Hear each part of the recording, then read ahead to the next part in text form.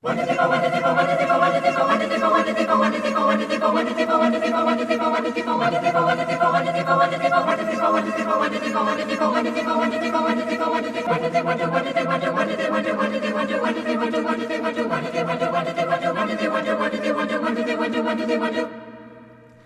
Minute Hour.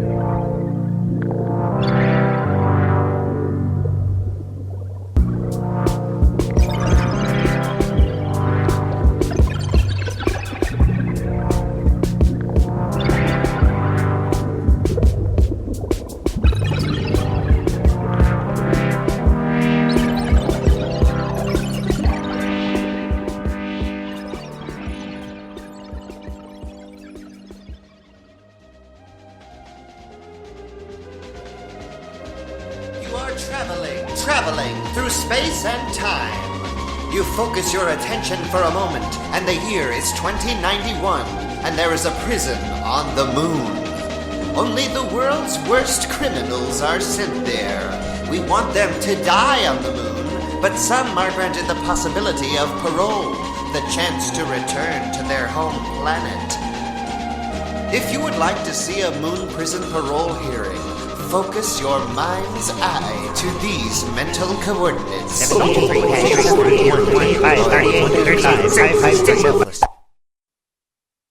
I'm nice now. I'm happy that I'm nice, and I'm nice because I'm happy. It's a beautiful upward spiral of positive activity in my brain. And I don't feel like one part of me wants to kill a kid. I don't feel like even the smallest atom in my body has a desire to murder a child. It's gone from me. I don't have it anymore. And I feel bad about it. I feel so bad about it. And I just believe now with all my heart you could put a child in front of me, 1,000 children, and I could look each one of them in the face, and I could get down on my knees, and I could say, "Son, I don't want to kill you." And they would look me back and they would say, "Thank you." And I believe that if I have the opportunity to find another person to share my life with and to be connected with, I promise that I would not kill her either. I just would not do it. I just wish I could get back to just to old Mama Earth. Oh, Mama Earth, how I do miss you. Oh, how I miss rolling around in your dirt. Oh, that sweet old earthy mama. Oh, but the moon is cruel. The moon doesn't want to hear about it. Not like Mama Earth. Mama Earth, you could just settle down in a little cozy spot and get yourself wedged into one of Mama Earth's many nooks and crannies, and oh, Mama Earth, let me tell you what's wrong.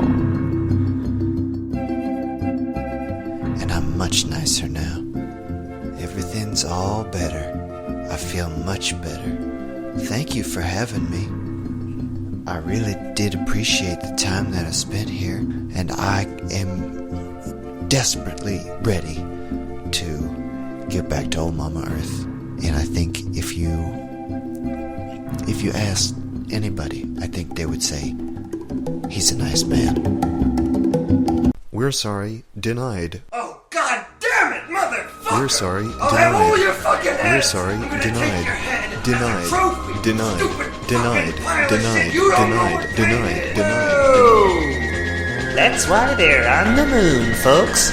Now imagine this.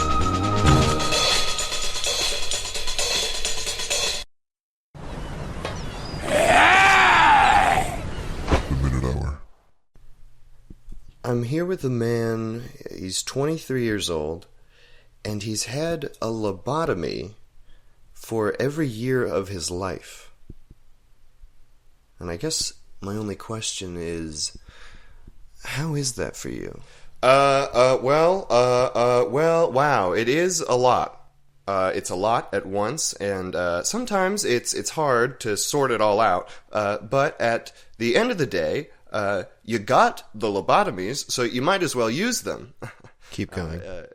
And I like my lobotomies. You know, I think a lot of people when they get lobotomies think, well, that's it. I've been lobotomized. But I think that's a really cynical approach to your lobotomy. You know, for me, I've been getting lobotomies every year of my life since, you know, well, I got my first lobotomy on my first birthday because I had sneezed while my mother was telling a story, and she just said, well, that's it, you're getting a lobotomy. And we went later that day. And it was a family doctor, and he was very nice. And I still go to him today, and he gives me all my favorite candies. And he gives really just top-notch lobotomies. Keep going. And every year that I go back, I like to hold a little, not a party, but get together where I'll invite my friends. And you know, if they have pets or animals, then they're certainly welcome. But you know, often I find people aren't entirely comfortable with the pets allowed rule. So often nobody can make it, and truly that doesn't upset me. Because I know that no matter how bad things get, I've got a lobotomy waiting for me. Keep going. I believe in lobotomies. I would have been a bad boy. I would have been a bad boy, hadn't it? I would have been a bad boy with no lobotomies. It was baked into my bones.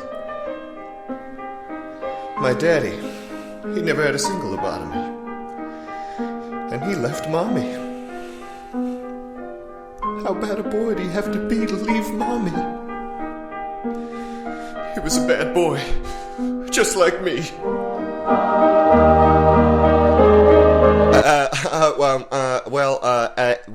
I guess what I mean to say is he was a bad boy, just like me, before I got my lobotomies.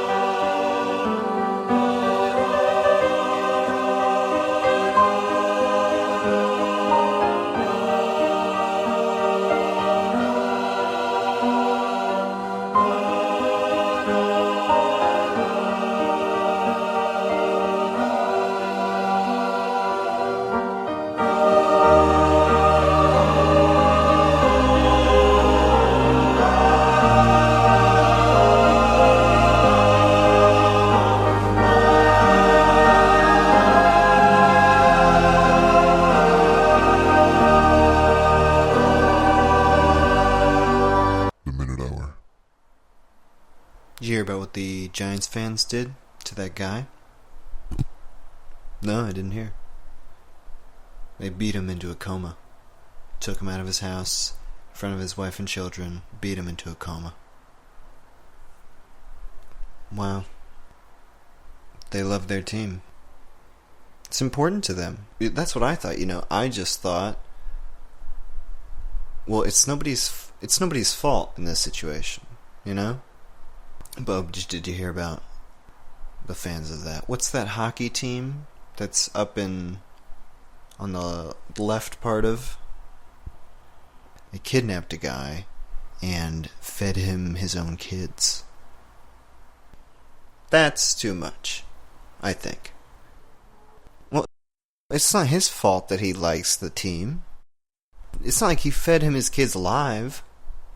He wasn't like nibbling on their toes while they were like screaming, "Daddy, stop." Killed the kids separately in, probably as humane a way as possible. It wasn't like he wasn't taking joy in killing the kids. But the kids are the not property, but the things that the man owns legally. Keep going. Maybe it was maybe he did it in a nice way. Maybe he like put on the music that they liked and he gave them just handfuls of like poison candy, but like sleeping pills. And then maybe he just like chopped them up and like in a not gross, but like food, and just like put them in a stew, and it stewed for like hours, and there was lots of other seasonings and broths, and so just like there's tons of like a sprinkle of this, a little dash of that, maybe a little spritz of something here. Maybe his thing was that he wanted to be a chef. Keep going. And he was a cannibal. And like he was trying to figure out a way that he could like make someone, eat. And maybe he thought that, if you're gonna like anybody, it's gonna be, your own kids, your own kind. And I don't even know if maybe the kids, maybe they were bad. But just maybe they were bad. And they didn't deserve to get killed or eaten by their dad, but maybe they weren't. Maybe they were like terrible bullies and like bullied gay kids into being straight. I'm just saying maybe this is all a lot more complicated than we think. That maybe that what they did that seems so bad maybe isn't that bad. Maybe it was good. And maybe it wasn't good, but it was passionate. It was worth something. He loved his team. He loved it so much. He put it all on the line for his team. Himself, the kids, their dad. Everybody was consumed by this man's will. It was a selfless act. And all for a hockey team. And this man, 3,000 miles across the world, I don't even know his name. Yet I trust him. I trust him because I know that he believes in something. There's nothing that you can say that will change my opinion of this.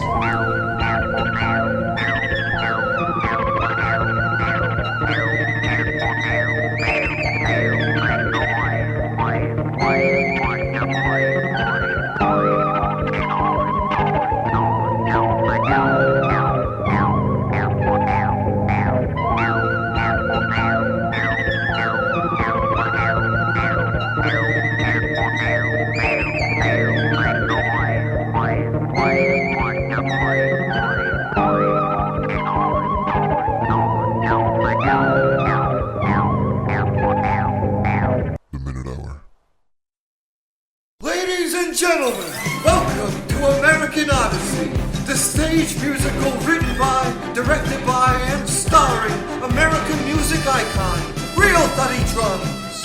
15 years ago, the 2-bit king of the heartland put down his thuddy drums to travel the world in search of an ancient knowledge. Unbeknownst to him, for the same 15 years, one of the Thuddy Drums band's banjo wives birthed and raised a baby boy of Thuddy's own blood, a firstborn son he didn't know existed, until one day when Thuddy Drums received a telegram from the 15-year-old boy.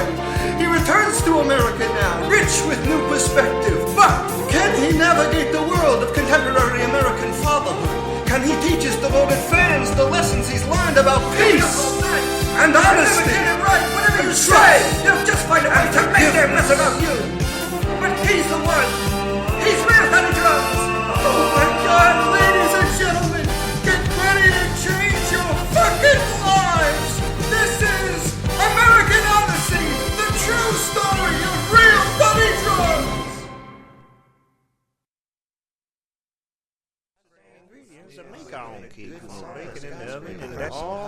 Look, everybody, it's real 30 drums. It's real 30 Hi, boys. How are you? Real 30 drums. Hi there. Real 30 drums. Hi, Real yeah, 30 yeah. drums. Real 30 drums. Okay. Real 30 drums. Hooray! Real 30 drums. Will you play the 30 drums for us? Oh, no, I can't. I can't. I'm sorry. No. Real 30 no. drums, I got a question for you. Hmm? What would you do if you saw your son kissing a boy on your front porch? Well, never thought about that before. But I guess if I saw the two of them in front of me, I'd probably shout out, Look at them boys go. They're rocking and rolling. Got no good reason to stop having a good time. But real 30 drums. And letting us know. No, what? That things are all rosy. Boys will be boys and the gay boys are doing it wrong. Now hold on just one sec. You got a problem, you can take it up with this. That's right, I pointed at my fist. You can take your problem up with my fist.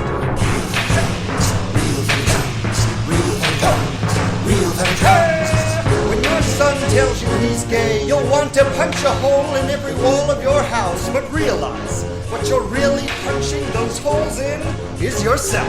I want you to be who you are, and say what you say, and mean what you say. And today could be the magical day when you find out your son is gay. Real fantastic, real fantastic, real fantastic, real fantastic. Just look at them boys go. They're rocking and rolling. Got no good reason to stop having a good time. I'm letting them know what? The things that they're showing make me feel strange, possibly gay, and that is fine. Now in a second, do you think you might be gay? That you might have been born that way. I don't know if there's just a lot of factors and complicated things. It's just not really what I think. Hey, listen to these real 30 drums.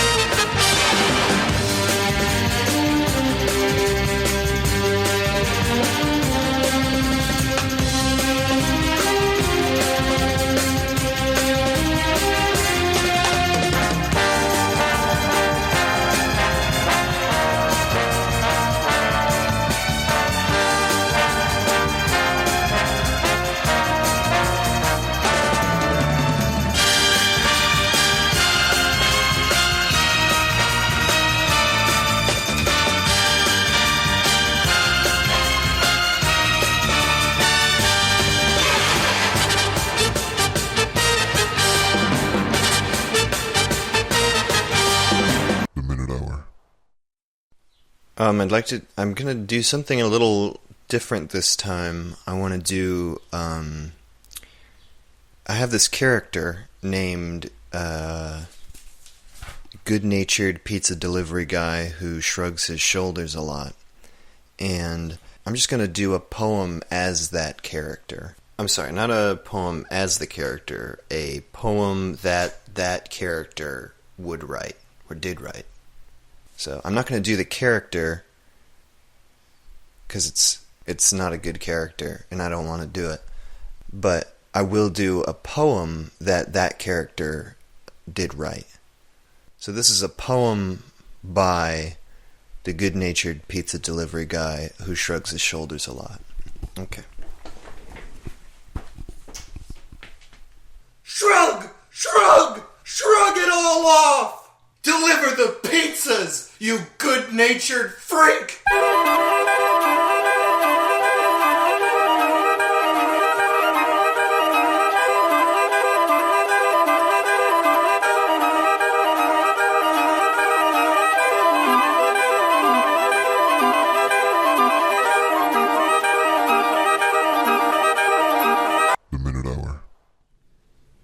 Thank you for listening to Sexual Encouragement for Men.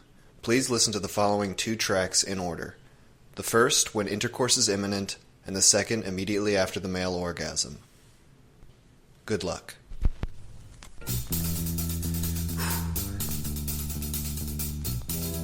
Gonna have sex. This is good.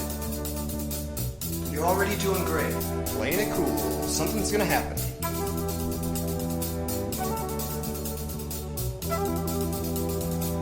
Okay, let's start it right. Oh yeah. Are you feeling it? You're a man on a mission. Here it is. Take it slow. Nothing else. We're all so happy for you, and we want you to succeed. Ride up on your horse and dismount your horse. Don't think about that. Just don't think about a horse. Whatever you do, don't think about a horse. Think about this. Oh, and you're strong as an ox. Oh, and something else your dad called and he's proud of you. No turning back. No turning back. This is what you want. This is what you want. And I think you look nice. And that's a good thing. And we're all so happy for you. And everything's fun and everything's good and just be cool and do a good job. Is it weird that I said that? Just ignore me, okay? It's alright. You forget about a little bit of this. And you're so talented and everybody likes you. You're so good. You're so good at everything you do. You're so good and we're proud of you. Nothing's wrong and you're a normal person. You like sex and that's good. And everything's alright. And everything's alright. And everybody loves you. Everybody loves you. Male orgasm, male orgasm, male orgasm. Can I just say something? Just real quick, I think you did so well. And I want this to stick. You're so great. And you do everything right. And everything you said is smart. And we all had fun. It was all worth it. You were the star. And we're so proud. Nobody proud of who you are. What you did right there, you showed us all. Because you did what was inside you. What was inside you all along. So stand up. Here's a story. And take a bow. And make this real. Because you earned it. And we won. And I want you to listen. Because this is all for you. And you can win because I believe in you. And before I go, there's just one thing. Just one more thing that you should know. You've never been wrong. You've never been wrong. That's true. No, you've never been wrong. No, you've never been wrong. The minute I'm here with football's biggest body, Randy Ramblebecker. Randy, in as many words as you can think of, why do you love football? Well, I feel so fortunate and blessed to have a body that, when and if I put it on another person's body, it will make that person's body fall to the ground. Because when you play football, during every play, you need to bring a body to the ground. There's always somebody that is moving around, generally with a ball, and if you put your body on their body, they fall down and you make good. You win game and feel good. And that nice. That good for me. Keep going. And having that sort of a body has its own challenges. For example, I don't want to accidentally put my body on someone I love and trust's body, as it would make their body go to the ground. This has made life difficult for me. I can't hug anyone. I haven't hugged anyone for a long time. Keep going. But it's not all bad. I led the league in bringing bodies to the ground. I led the league in touching the ball out of the air. I led the league in holding holding the ball down and getting it, and I would either get it or I would bring it. But in both cases, I lead the league in that. Keep going. Well, the thing is, I don't play with a helmet because my body, whenever it is touched by another body, I didn't find that necessary because my body doesn't need it. My body doesn't need a helmet. Keep going. I wouldn't have had any need for pads. My body, you see, the less that I put on my body, the more it's able to react to other bodies. And what I mean to say by that is that when other bodies touch my body will push that body to the ground and fall on that body. And that body will be hurt. Through no will of my own. It's the way that I was born and the way that I was raised. But I can't help but think, if I didn't have that sort of body, maybe, if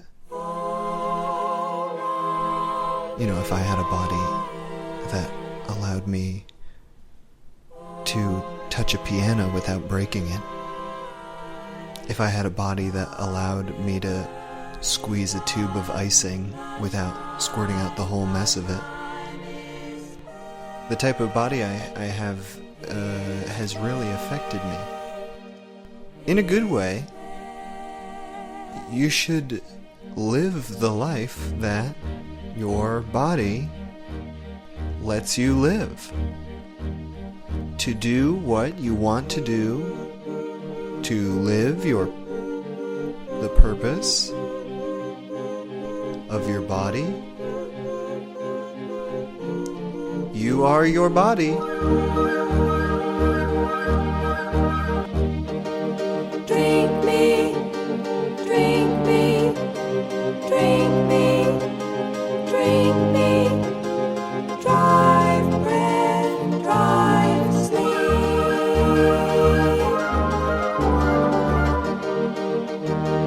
Why do you ask? Still is the night, it is much further than we thought.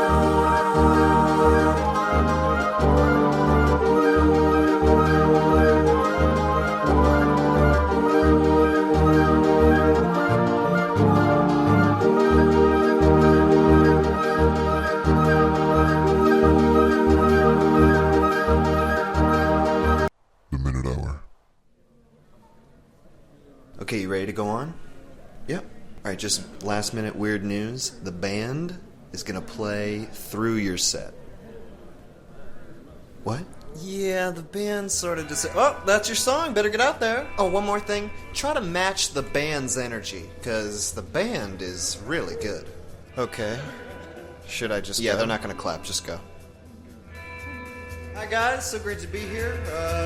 You ever get in an argument with your significant other and they decide to attack the thing that you love most in the world? For me, they say, you're a smackhead! You love smack! And the only way to retaliate is to attack the thing that they love most in the world. And you try to think what that is, but all that comes out is, I'm a smackhead! Pass the smack! I'd like to do a character for you now. His name is the very defensive, self-hating comedian. Are you laughing at me? Fuck you! Now, just do a couple seconds of crowd work. Excuse me, sir, where are you from? Me? You know, if I could actually get the band to stop playing for 1 second! Please! No, you know what? You're right. Louder! It's hard enough to do this fucking show with this retarded audience and these terrible jokes. I'm sorry. You guys didn't come out tonight and pay money to have some asshole yell at you. I'm starting to think that if I can't be funny while the band is playing, well, maybe that's not the band's problem. I came on stage tonight hating this band. And why? Maybe we're not so different. That maybe what separates us isn't actually real. It's invented. So we can ignore it. We can change it. We can choose how we feel. And maybe it's possible that life isn't all about crisis and contention and having the stage to ourselves, struggling to understand. And maybe to live it, we have to be better than our intentions. We have to share it with someone else, share it with the band, share it with the band. That's why, ladies and gentlemen, I am proud to announce that I will be joining the band as the new player of whatever this instrument is! Oh, yeah!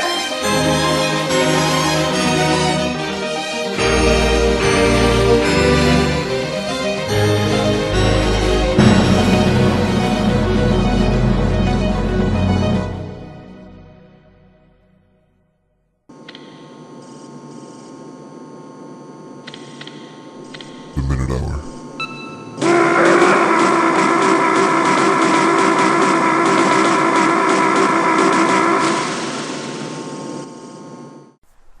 I'm here with a man who honestly, truly believes that Jesus was the Son of God and that God exists, which is amazing. So I guess my main question is, what's that like? Man, it's awesome. It's tops.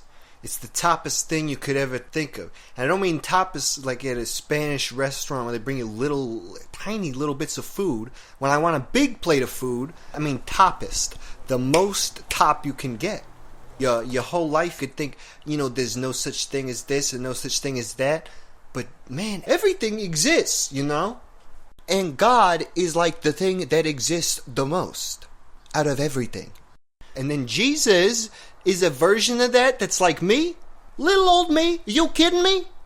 I can't be like Jesus. That ain't me, huh? But then, I bring it back down. I think, wait a second. Jesus was doing it just a special way. And, he the way that he did his life is kind of like decorated. It's amazing. I can't even wrap my brain around how good it would feel to kiss Jesus's toes. And I would bring him around everywhere we went. Anywhere that I was going, if I was going to get food or I was going to pick up coffee in the morning, I would say, Jesus, would you like to come with? And we would go up to my roof at night. I gotta go on the roof of my apartment building, and you can see the city skyline. I'd bring Jesus up there. We'd have a couple brews, and we'd be sipping our brews, looking at the skyline, and you know what? A moment.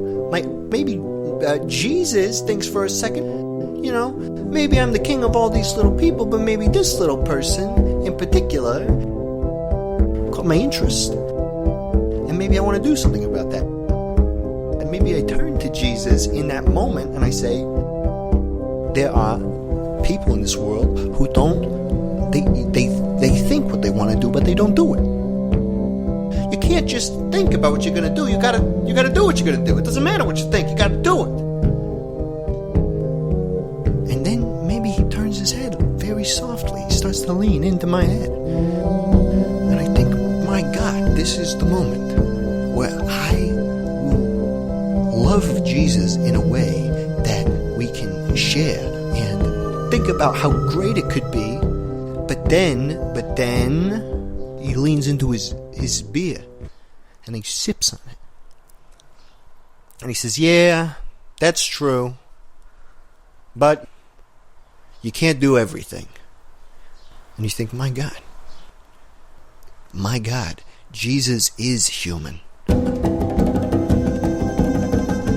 Just like you, my God, Jesus is human. Humans are God. Jesus being the Son of God, being God and being a human, that's what's important. And we all have that power. And sometimes we give that power up. Jesus didn't believe in himself in that moment. He didn't believe in us. And that's okay.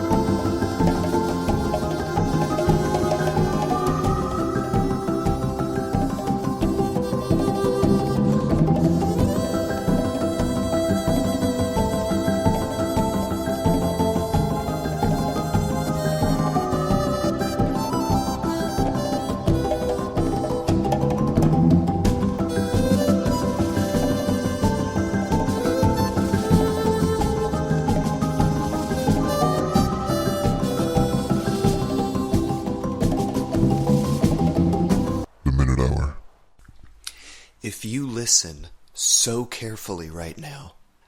I'm going to teach you something that will change your life forever. I'm going to teach you how to wink. And I'll tell you, I've winked with the best of them. I've winked in scenarios where you would think, a wink? That's what I've thought in my head, is people are thinking that at me. I wouldn't wink if I were you. I know you like to wink, but now's not the time. Fuck you, buddy! You want to tell me when and where to wink? Listen to this, asshole! And then I wink. I give them a stone-cold motherfucking wink that they will never forget. And I don't need to think about it, okay? And that's the number one rule of winking. If you need to think about a wink longer than the time that the wink would take, the wink is spoiled. It's turned. It's turned into a creepy bad wink that a creep would do. And I'll tell you something, I'm not a creep. I'm a winking maven / extraordinaire. It's a gift. I want you to have it. Please, take it. I'm giving it to you. Alright, I want you to practice on me, okay? I'm just going to say something. This is a sort of scenario, and I've just entered, I came into your backyard, and I came up the trellis into your room of your parents' house, and open the window, and I say, fuck me, do me. Fuck me, do me. In the butt. Get it all on me. Do it hard and make it fast. And get it everywhere. And stink up the place. Let's do it. You need to wink. You need to wink. You thought about it for too long. Don't get in your head about this wink. You just need to wink. Rule number 1, don't think. Rule number 2, don't blink. You gotta feel a wink from inside. You gotta push it outside. And then it's gone. It's out of your hands. Once you've winked, it's done. If you think about a wink after you wink, you're gonna be thinking, why the fuck did I just wink? I could use words, I could speak, I could smile, I could just bat my eyelashes and look all pretty and nice and cute, but I winked like some sort of fucking deviant who's gonna attack you when the lights go off. But that's not who I am. Whether you think my winking is right or not, my winking is not all of me. And how dare you? How dare you? For reducing me to a wink. I'm going now. And I hope you've learned your lesson.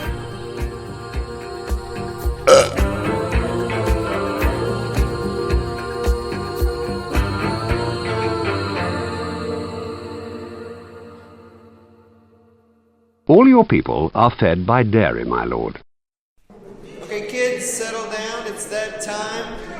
Let's give a big Spartan welcome to Vice Principal Brustaski. Hey! All right, bring it up. Come on, I can hear you.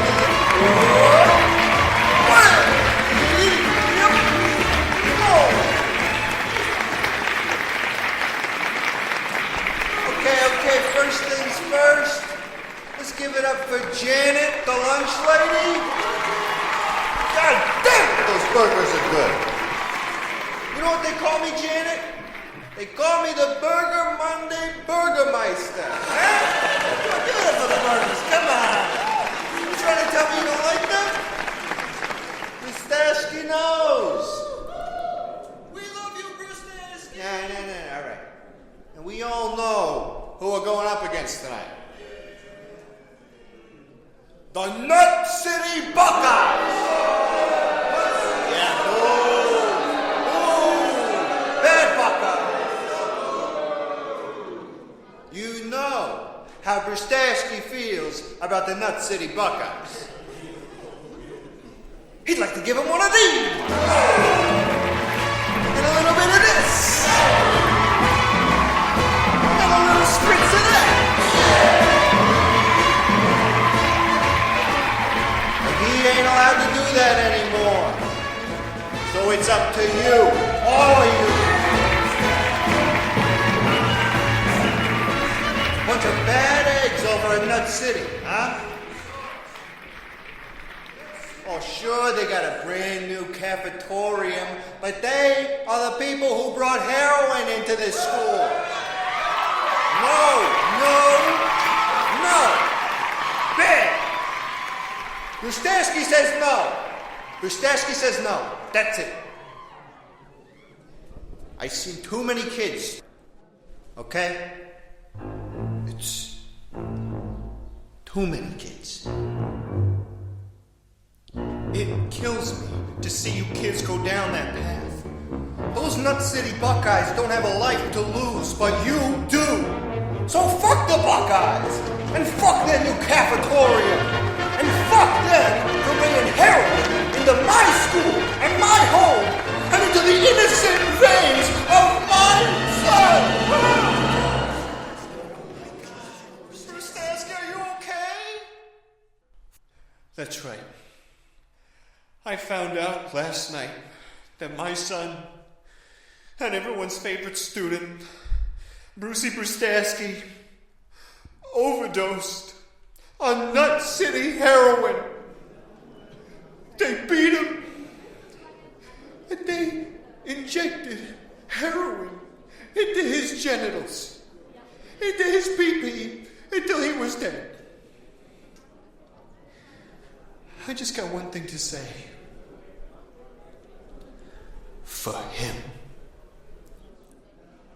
For him. For him. For him. For him.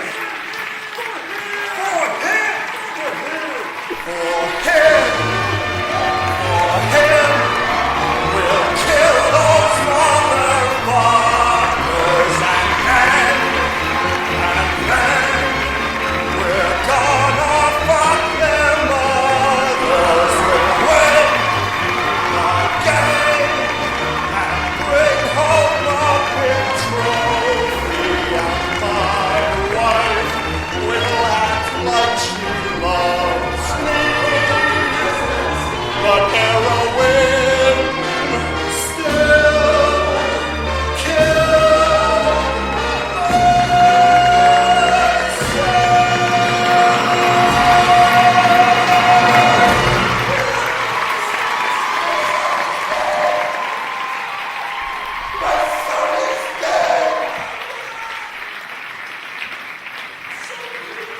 So was that your lesson?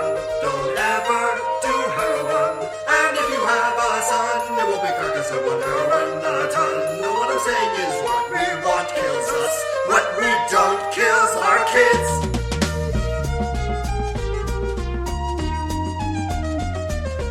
The Minute Hour. This is a reading from The Very Dumb Poet. Trees are like green, and I don't know what that means. I've won 1,000 trophies, but I have no trophy polish. Light bulbs mean ideas, but I don't have any. I once heard a story of a man and his snake, and the snake's name was Jake. And all day and all night the snake slithered round, not making a sound, not making a sound. Snakes are green, like the trees. And now I think I know what that means. The snake is me, and I need to be like the trees. Not slithering round, but planting a seed.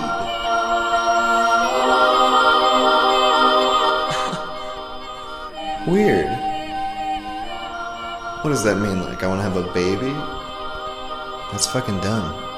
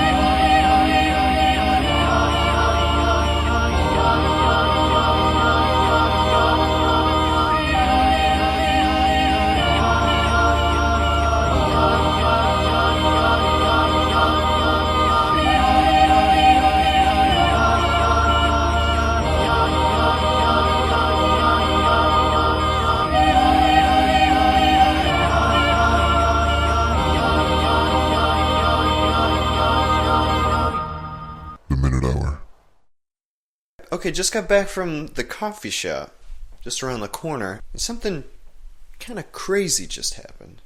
I walked in there, and I've never been to this place before. And I go up and I ask the lady, do you have... This menu's very big and confusing. I don't see just regular coffee, just a normal size, a normal amount of coffee, and just a normal coffee. Do you have that?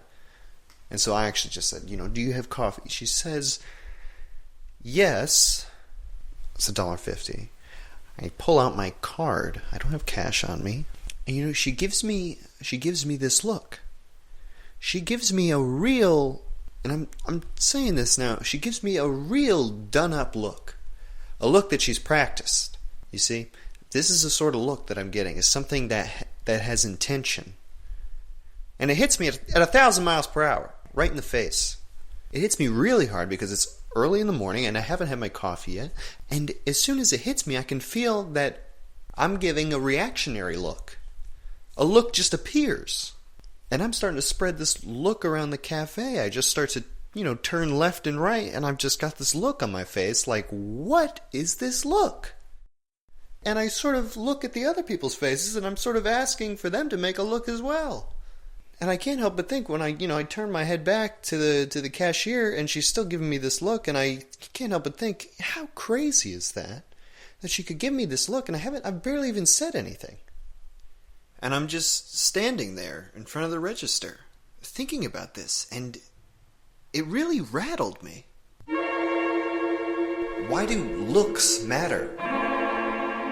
Why does it worry us when people look at us? Why does it worry us even more when we look at ourselves? I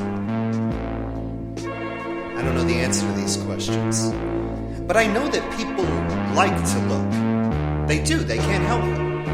People like you and me like to see how things are, see how they work.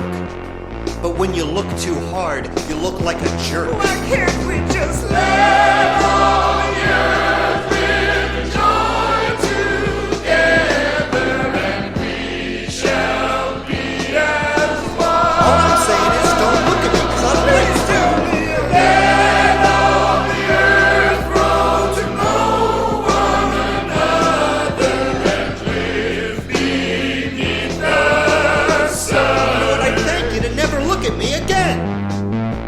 And I said that to them. I was furious. And I could feel this rage bubbling up inside of me. It was lifting my arms up to either side and extending my fists and then finally 2 middle fingers. And I twirled playfully around the cafe. And I windmilled my double bird so everyone could see. And I ran to the door and I kicked it open. And I ran out into the street. And I punched the street. And I said everything I could think of. But I had nothing to say. So I zipped up and I walked home. And then I recorded this.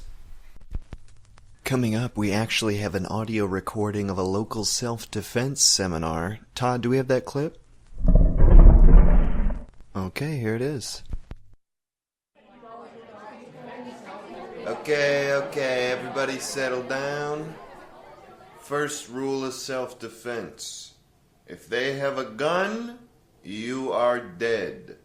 Okay, this isn't some magic course where I can teach you how to dodge bullets. In real life, someone pulls a gun on you, you fucking do whatever they ask, okay? You suck their fucking dick or you finger blast them until they're satisfied because, brother, you just lost all your human rights, okay?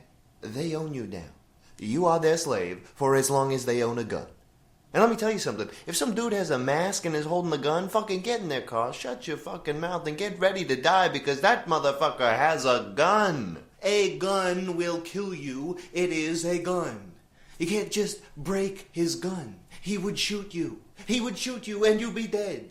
He could decide to shoot you at any time. You should be terrified at every possible moment that he could end your fucking life. You should be on your knees, begging him not to blow your fucking brains out. You should be saying, hey, my mom, she's rich. Let's go over to her house and rob it. I got the key. And maybe he says, okay, yeah, sounds like a plan. You both go over there and you go in through the front door and you start to think, oh, jeez, I don't think mom's home, but I shouldn't be breaking into a house. And then he presses his fucking gun into your back, reminding you that he could make you a paraplegic if he gets a fucking twitch in his fucking finger.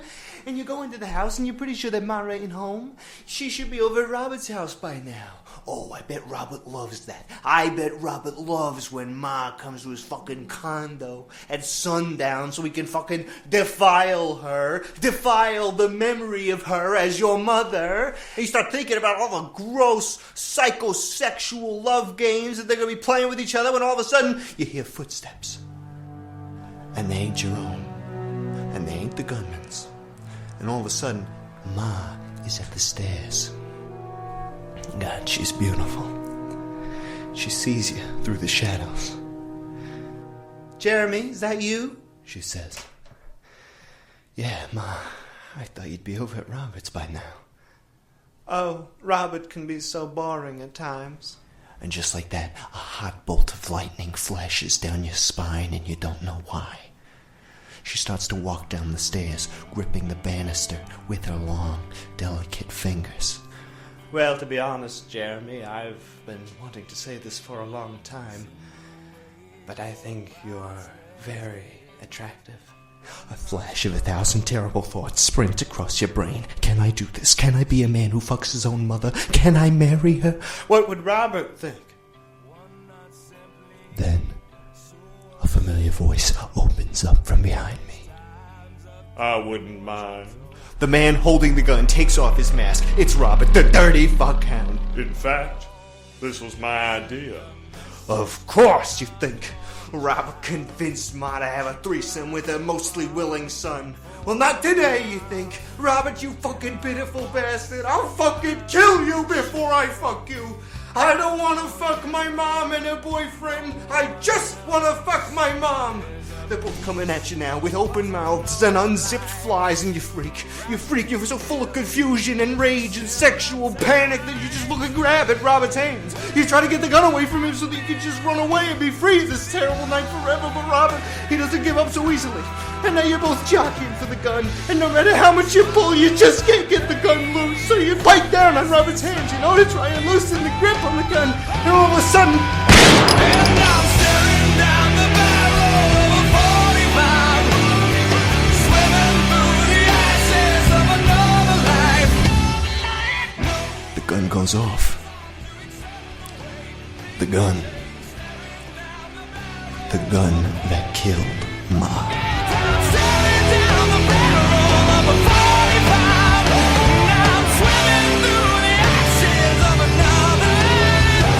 Knives are also bad. It's just about sundown, and the following is a mandatory government order. Go to bed!